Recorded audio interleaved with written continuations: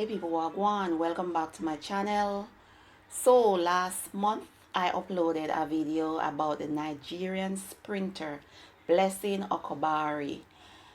She has been banned for 4 years for testing positive for human growth hormone.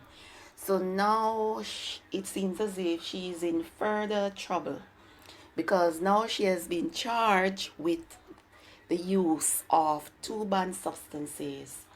Listen for the details. Thank you for watching my videos and liking it, subscribing, and all of them good something there. Yeah, man. For human growth hormone following an out-of-competition test on July 19. A 32-year-old later tested positive for another banned substance, recombinant EPO, which increases red blood cell count. She has also been charged for not cooperating with the AIU's investigation. The AIU alleges Okagbare failed to comply with a formal requirement to produce relevant documents, records, and electronic storage devices to the investigation. Okagbare had won her 100-meter heat in Tokyo before being pulled out of the Games. The Beijing 2008 Olympic long jump silver medalist has denied all the charges.